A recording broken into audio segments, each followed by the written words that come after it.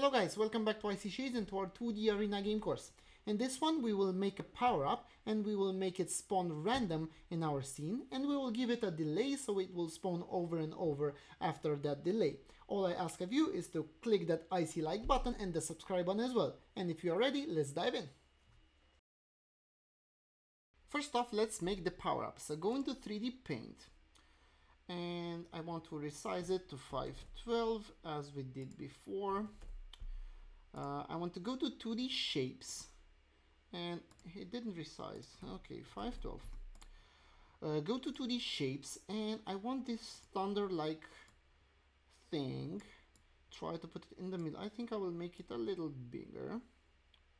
Okay, try to put it in the middle. I will go to brushes and use the bucket and make it yellow. And if you remember, magic select. Next, to get the thunder from the canvas, done. Now we can go to canvas and unclick the show canvas, and now we can save as image, and we can click on the transparency, then adjust angle and framing to put it 1 by 1, click OK, and now we can save it. We will name it thunder right next to the bullet in the reverse player. Save here. Now we can minimize this one and drag our project a little bit to the right to open the Unity and drag the thunder. I want to drag it in my PNGs. Open it again, drag it here. So my thunder is in the PNGs. I can minimize this and maximize my project. And now we will go to thunder and click here on sprite mode to use multiple and then edit the sprite to crop only the thunder. So slice, leave it on automatic, slice, now only the thunder is cropped. Click apply. We will close this one and we will drag it into our scene. Of course, it is bigger. So we will change it, let's say to 512. Let's see how it looks. Now we have to go to thunder here and put it order in layer, let's say 1. The thunder I think is the same size of our player, and I think that is okay.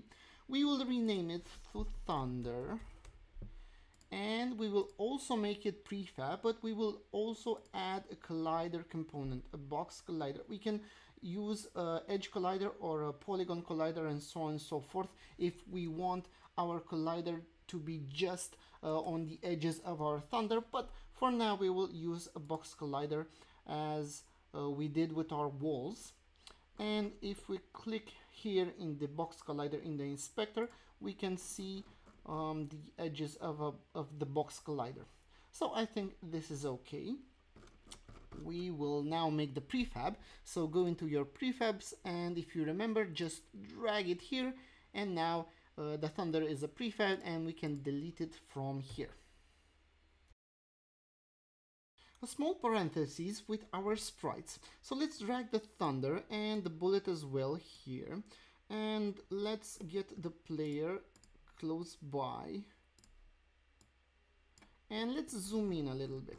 So you can see, if we zoom in our scene mode, we can see clearly the edges.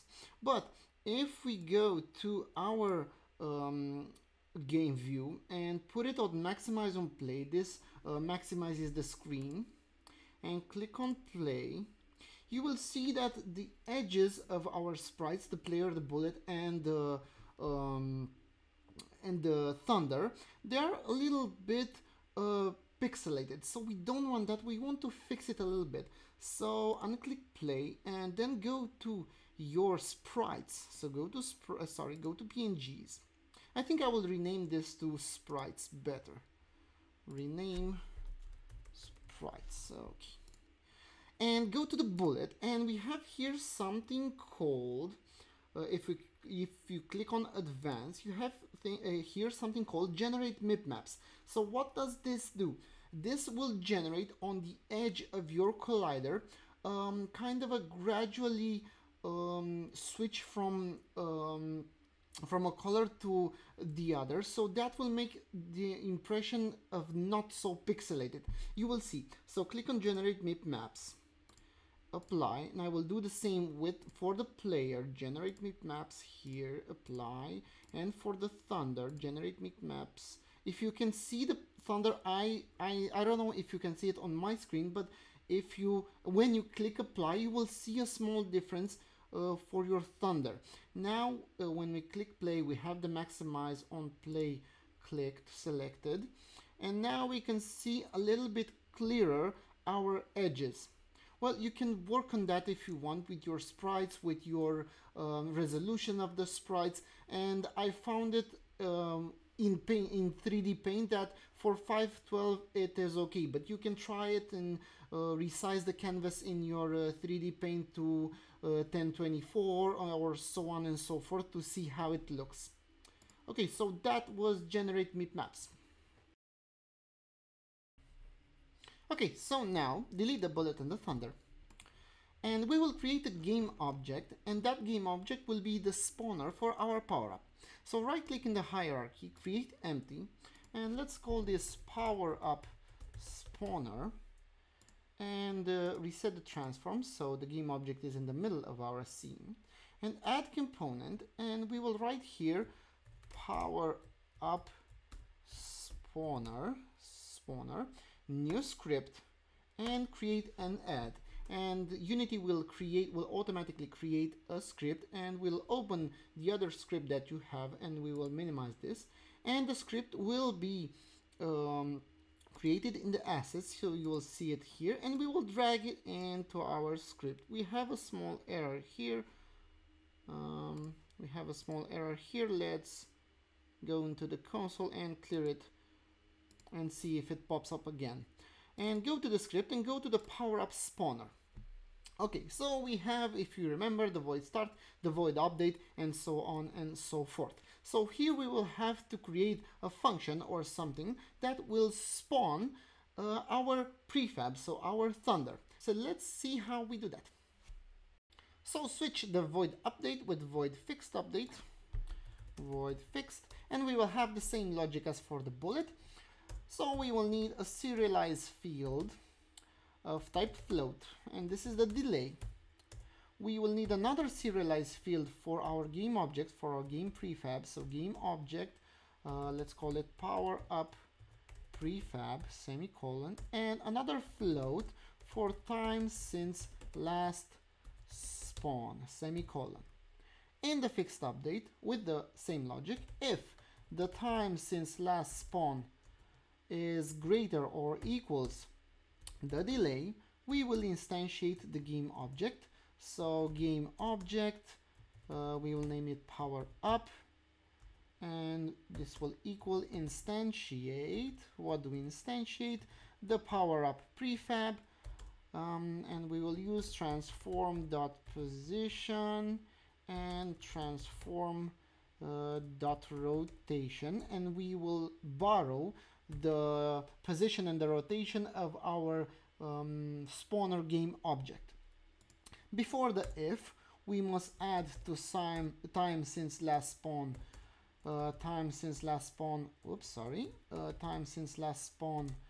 plus time dot fixed delta time. So every 0.02 seconds, 2 times since last spawn, we will add 0.02 seconds. And after we instantiate the thunder, we must decrease the time since last spawn back to 0 seconds. So 0f semicolon, Control S, and go into Unity, click on the PowerUp spawner, and we have to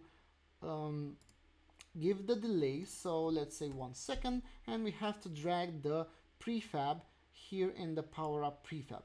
Now we will click on play and see what happens. So our thunder will be instantiated in the middle of our screen every other second. We can't see multiple ones because they will spawn one on top of the other, but we can see in the hierarchy thunder clone, and so on and so forth. And click play. Now we want to instantiate the thunder all over our scene. So go into your script and we have to change the transform.position here. And we will change it to a new vector 3 because instantiate requires a vector 3. And the coordinates for this vector will be x pos and y pos. These ones we will create. And for z we will use 0 because we are in 2D. Close the parentheses. We will declare these variables. So float x pos and y pos semicolon. And if the time since last spawn greater or equal to delay, we will write x pos, and this will equal to random.range. This is a function, and what is the range we want our object to be instantiated horizontally? We have 16 units, one on the right and one on the left for the wall, so we have 14 units left. And we don't want to instantiate it in the wall, so we will leave 0.5, and that means we have 6.5 to the right and 6.5 to the left, and to the left is with minus, and the range will be minus 6.5f and 6.5f to with plus semicolon, and the y pos will equal the same function random.range, and the range for the vertical, the y position, we have 9 units, 1 and 2 for the walls, so 7 units. And if you remember, we changed a little bit the position, so the middle is here, and we have 4 and 3. That means 3.5 up and minus 2.5 down. So that is the range, minus 2.5 and f and 3.5 f semicolon, control S, and let's see if the thunder will instantiate, if the thunders will instantiate all over our map, our scene. So every second we see a thunder spawning in our scene. That's it for this one. In the next one we will add functionality to our PowerUp, and until then, stay frosty and extra spicy.